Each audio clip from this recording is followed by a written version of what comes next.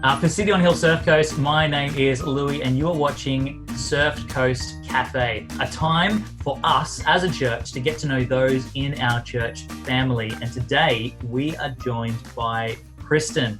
Kristen is our City Kids Coordinator at City on Hill Surf Coast. She has a love for the kids of our church, for the youth of our church, for the families of our church. She is doing a really good job in this time. And hey, this is our opportunity to get to know her. Hi, Kristen. How are you going? Hi, yeah, well, thank you. I really like the blanket, or is it a blanket? Is it a mat behind you there? Oh, yeah, it's a mat. It's a mat. Can you tell us, is there a store behind that one? Oh, it was a gift from, not really. No, but I know it just my niece actually, who just knows what I like. And yeah, it was a gift from her. Oh, that's great. That's good. So hey, we are in the virtual Surf Coast Cafe, and I can hear the coffee machine going. There's the gentle roar of conversations all around us virtually. If we were meeting in a real cafe, if we could do this face to face, do you have a usual coffee order? What would you be ordering right now? Right now, so 11. It would depend if I've eaten. See, so I wake up. The first thing I do is pop the coffee on the stove, and then if I haven't eaten by the time I'm ready for my next coffee, probably needs to have some milk in it. So I'll tend to go for a double shot, flat white, large. Nice. Yeah. So that's sort of lunch or brunch. You start the day with a big black coffee? Yep. Oh, very good. Wow. If I have eaten, then I'd probably go for a long macchiato. So back into another double shot. Just fueling the day. Yep. I think I want one of those T-shirts that says Jesus plus coffee. I'm sure there's coffee. There's coffee in the Bible, I think, because there are a few references. I mean, they talk about holy grounds. There is Hebrews.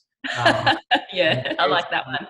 There is the new cup in the cup. In this is the new cup. There's references to cups and drink. So maybe if we were really bad exegetes, if we were really bad and wanted to, we could turn it that way. But that's not who we are as a church.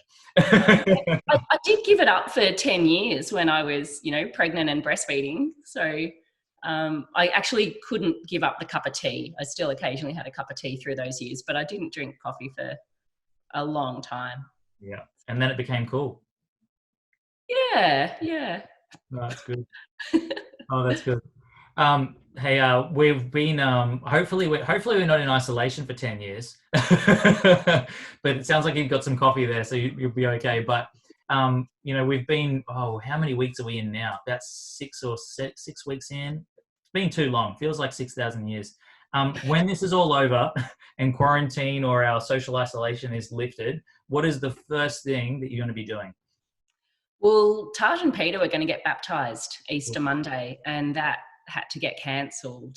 So huge baptism party, really. And I'm even wondering if it might be Chloe and Johanna as well. Just thinking, don't know, we'll see. But definitely Taj and Peter's baptism, get everyone together and celebrate. So good. That's so good. Yeah, that'd be nice. Wow, what a way to go out. And I mean, I'm hoping it might even be by Pentecost. Yeah. Okay. Yeah. Might be nice timing. Yeah. I mean, power to them. I mean, hopefully. The timing doesn't align with like the middle of July. Freezing cold winter, and what is it, 14-degree water. Yes, they've got wetsuits. Oh, that's good. Hey, Kristen, many of us have seen you around in church. You've even made a couple of cheeky appearances on CKTV, which we've appreciated. We'd like to know a little bit about you, your life. I mean, so who's at home and what would a normal week look like for you?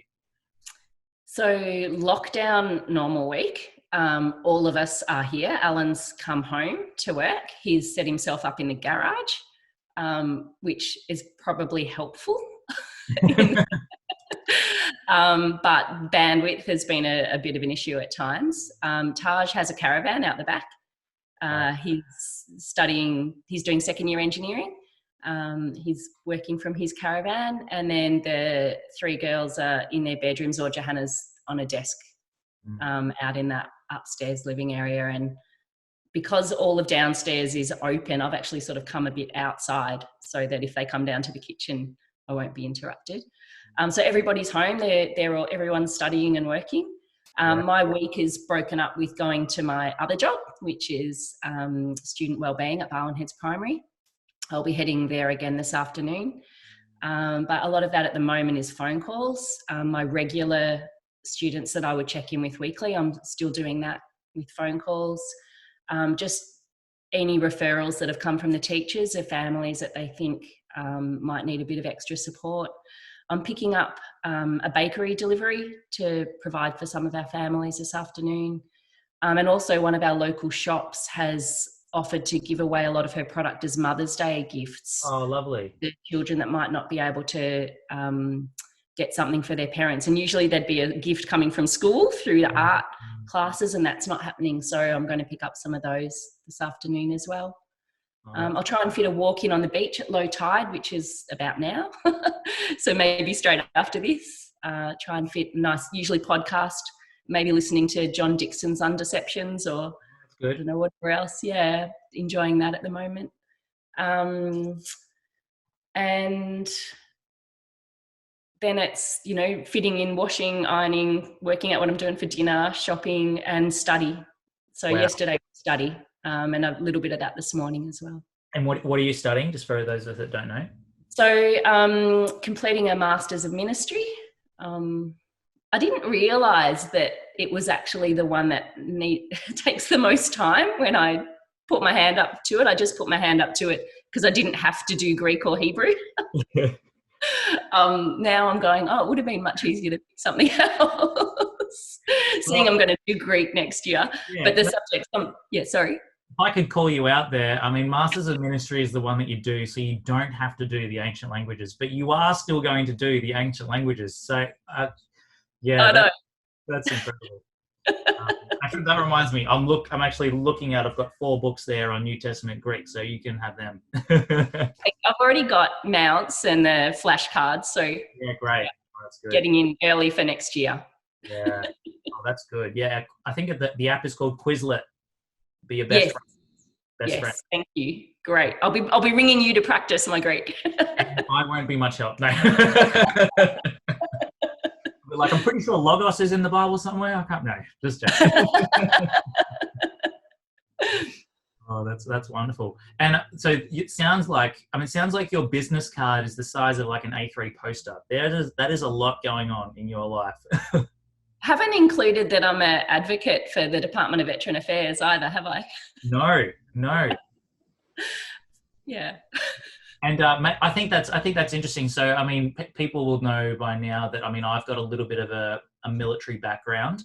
I've spent some time in the Defence Force, but yourself as well. Can you share a little bit about that?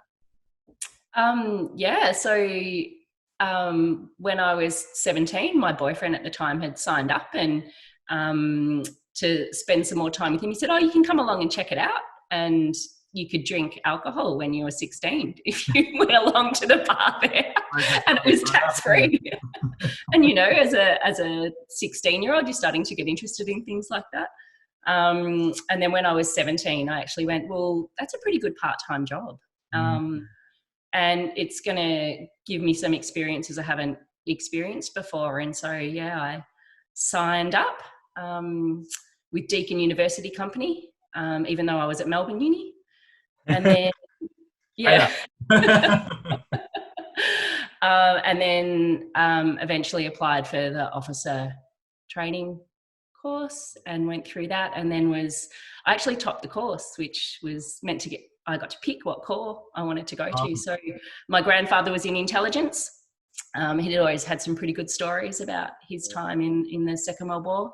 And so I picked INT and asked to be posted. At that stage, women couldn't go to combat units, but as an INT officer, you got to go to combat units. And I was really, I really respected some of the returned Vietnam vets that mentored us at Mm, DUC, and a lot of them were from Armoured Corps. So yeah, at a 4th 19th Prince of Wales Light Horse as the int officer. that's so good. And for some fun for history, I also spent some time at 4th 19th Prince of Wales Light Horse. I still have my black beret. You would have had a You went black beret. on Anzac Day. Sorry? Did you put it on Anzac Day? No, I didn't. Actually, it's a yeah, it's a hard one because I've also got the green beret when I was in infantry, and I feel like I might get an angry email after this, but I feel like I really earned that green beret with that little skippy badge. Yeah. Whereas you do a lot of pack marching with a lot of weight. Whereas when you're in the cavalry, you just drive around. It's just like, oh yeah, we drove through a creek once. It's just like, well, we anyway. I'm gonna No, stop. I absolutely get that, and because I was infantry before as a soldier before I did the officer training, because it was a university company training unit, we could do that. I really respect and understand that, and I still worry about wearing a black beret that there'll be men who will go, "You shouldn't be wearing that." Oh really? Yeah. Wow. Yeah. But Yeah. I loved it if I ever got called sir, because I knew then that the soldiers were seeing, or the troops were seeing me not for my sex, but for my rank and the role. Yeah. And yeah, I like that. Hold on. So they wouldn't call you ma'am. They meant to, but if they accidentally didn't and they called me sir, I knew they'd seen. They'd seen the rank. Yeah. Well, yeah, seen the role Mm. that I was playing rather than my sex, and I liked that. I thought it shouldn't be about the sex; it should be about that you've got this role to play, and that might be telling them what to do, and they're like, "Yes, sir." Yeah, that's good. Especially when there wasn't that many women there, but it's Ray Ellen. Ray Ellen was at 4th 19th as well, as a sergeant, which I just God works in mysterious ways. So good. It's so good. We'll have to have a military gospel community. Just really, have berets and off we go. Well, I like that. There's a sense that being the people of God, you are at war. In a way. And I much rather that. You've heard me say it before. I much rather that battleship mentality as opposed to the cruise ship mentality. What a church family, or what we are. So a lot of the soldier metaphors and the training I've had certainly influence my reading of the scripture, and the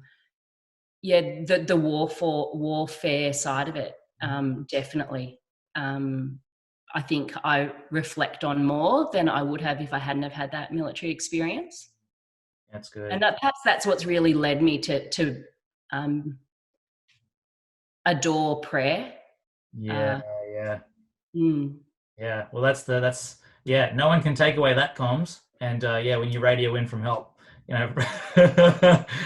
exactly. The reinforcements certainly come. Yeah. And that's the battleground. I think one of my favorite books is Kneeling We Triumph. The battle is his and it's already won. Yeah. Well, ultimately, it is, but we've still got to hold the ground that he's given us, and that's all military terminology. Yeah, that's great. No, it's really good. I mean, so we know a little bit about your history. Joining the army from a young age. Tell us about when you joined God's army. What was it look like when Jesus stepped into your life, and I guess in a way, was it conscription? You're on my team now. Tell us a little bit about that story. Yeah, very, very much so, actually. But there's probably a little bit of lead up to that moment.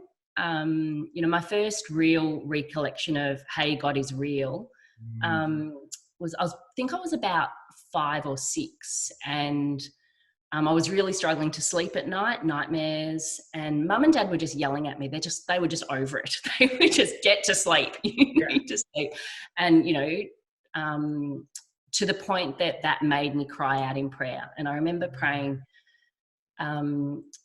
God, just, if you don't ever let me have nightmares again, I'll close my eyes and keep them closed. And that was my prayer.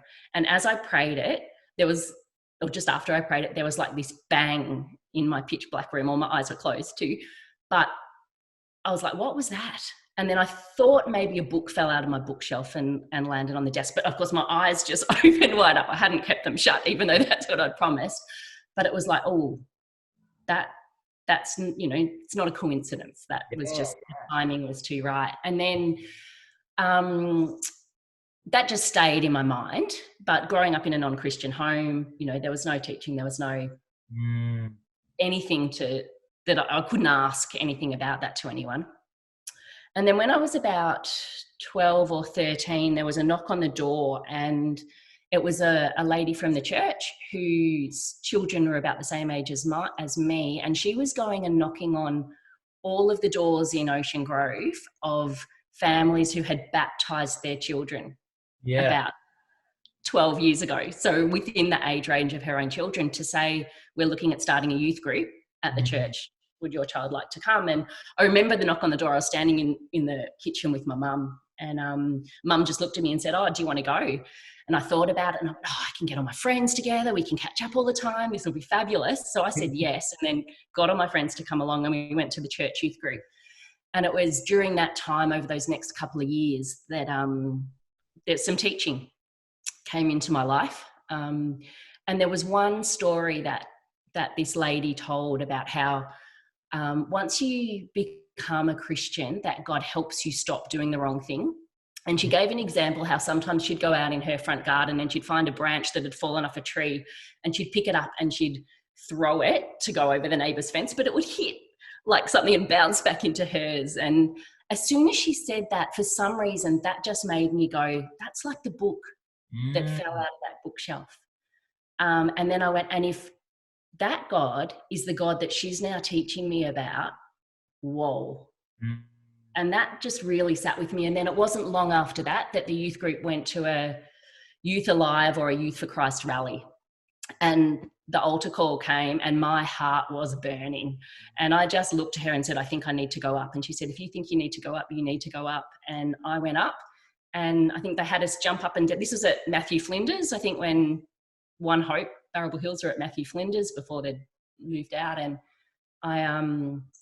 they made me jump up and down and say, Jesus is Lord 3 times. And then I was down on my knees and there were hands laid upon me. And then I went back to my seat, and we went up and we went to Macca's in Belmont on the way home. And I remember just sitting in Macca's going, what have I done? Like, what was that? And then just head to toe, just filled with the love of God, and just knew, yep, conscripted. You're mine, you're in.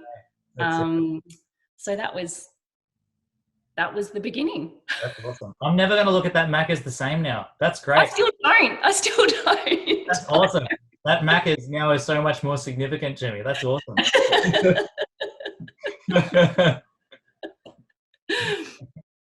Oh, that's so good. And I mean, what's that been like? You know, if you know, I mean, we might even people watching that, you know, that they trying to find out, you know, who is this Jesus? You know, what is this God like? I mean, what has that journey been like for you to sort of, you know, be on God's team? You know, be wearing Christ's colors, to have that new identity. You know, how do you explain that? I was just so over. I remember my goal became wanting to know everyone in the world, because I just loved everyone in the world. Like, I was just filled with this love that, you know, because, you know, we love because he first loved us. And it was just overwhelming. And my parents flipped. They thought I was in a cult. It was really, really hard and difficult for me. But I would look at trees and they would be glowing in a way that I'd never seen them glow before. Like, it was just, this veil had lifted and the world was lighter and brighter and full of love. But I still had no Bible. I still really had no teaching. For me, it was really God, by his Spirit, guiding me. There were little moments when I remember I had a really bad back and going, why have I got a bad back? I haven't done anything. Why would my back be sore? And just a now that you're a Christian, you need to confess your sins. And I'm like, oh, okay. So, Lord, I'm sorry for the sins I've done. You know, a couple of things came to mind and said them, pain gone. I'm like, Wow. oh, okay. So, Wow. and it would be, I'd be somewhere and, you know, up in Melbourne, and there was a guy begging for food, and it was just, you know, give him something.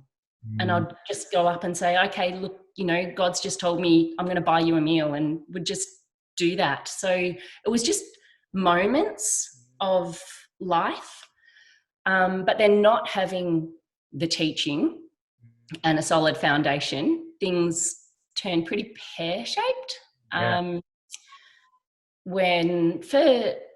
That's another really long story, but things turned pretty pear-shaped when, you know, I fell into sin that I didn't feel. I must have heard that, you know, sin's a barrier to God, and got some lie in my head somewhere, even though I'd had that experience, it all compounded, and I got to a point where I was actually, you know, he's given it to me and I've blown it. I've Yeah. absolutely blown it. How could he ever bring me back from this when he's taken me so high and I've gone so low? And was suicidal. Had one night I remember ringing 5 friends, and every single one of them was busy. And I just remember being curled up in this share house, just sobbing, and a real hardening of my heart at that point. Mm. And so that was a pretty bad year in my life. Yeah. And yet, towards the end of it, I was on the underground in Berlin, middle of winter. I was backpacking on, you know, trying to live off $20 a day, backpacking around Europe. I only took one pair of shoes with me, and I was on the underground, and there was this bag lady sitting opposite me and on the train, and I looked down and her feet were just newspapers with string wrapped around them, and filled head to toe, give her your shoes. And I just went, God, you've abandoned me. How can you be speaking to me? I'm so sinful. Wow. I'm wretched. And you've just asked me to do this for you. And I was just utterly floored and shocked that it's like for God, nothing had changed, even though for me, I was no longer walking in that light and that love. I was walking in darkness and shame and self-hatred.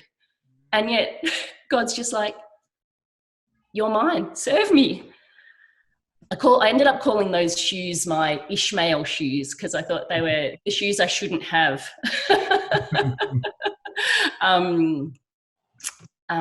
And didn't wear them when I got back. I didn't give them to her. I wasn't capable of doing something like that at that time in my life. But when I got back from overseas, I didn't wear them again. I was like, they should not be mine. They should be hers. Always wondered if that bag lady was actually an angel. But that was then the journey back, to knowing that no matter what, I'm his. Yeah. Jesus has dealt with it all. That's so good. So then, after I met, it still was a battle and a journey. I very quickly after that met my husband, and he was just delightful, and we were married. I let him know that my faith was part of me, and that, you know, he came and did Christianity Explained before we got married, but he wasn't a Christian. And part of the difficult journey that I'd been through had been having a boyfriend that had said he was Christian and then worked out that he wasn't. And so in making that decision to be with a husband that wasn't Christian was tied up in a lot of confusion around all of that experience. But God's grace in my marriage to a non-believer it floors me every day. But yeah, so then I met my husband, and then decided I would like to be confirmed to a church and commit to a church. And he owned a block of land in Barwon Heads. So after we were married and moved in here, to the house we built, I went and got confirmed at the Barwon Heads Church. And that lady that had been that youth group lady, I asked her to be my sponsor, and she gave me a card, and in it was a little note, oh, you might like this Bible study. And that Bible study was BSF. And that, just sitting in the Word for the first time in my life, was just the best Christmas dinner, lunch, breakfast imaginable. It was just such a feast to my spirit and my soul and my heart and my mind. And then I was really at BSF for 18 years, just living and breathing the Word of God. So good. Yeah, wow. That was a really long answer. No, it's beautiful. It's wonderful. I mean, I was just thinking, like, what a wonderful story, evidence of God's grace. I mean, you bring to life so many of God's characteristics in that story of just, you know, we never step outside of his love. You know, even though we feel far off, it's like he's just here the whole time. And it's just such a beautiful reminder of, like, he'll relentlessly pursue us.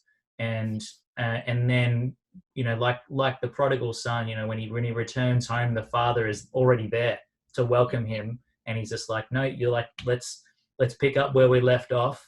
And I'm going to continue to change you from the inside out. I've given you my spirit. I do love you. You know, whether it's on a Macca's or on a train, I'll meet you. You know, it's so good. And just hearing the way that he has been able to, just enter in, even those darkest times. I'm sure that there's many people that would be, you know, hearing your story now and be like, oh wow, that's been my story, or maybe the prayer could be that it becomes their story, and we know that we have a God that does that. So that's great. Doesn't matter that you think you've talked. That's awesome, Chris. I mean, that's really cool to hear the differences that God has made in your life. And I mean, you know, just as perhaps a final question, I mean, what difference, you know, does being a follower of Jesus now, like, make in the season that we're currently in? I mean, obviously everything's been, you know, turned upside down and inside out. You know, what's the difference now? I suppose the difference now for me is that it doesn't matter what the circumstances are.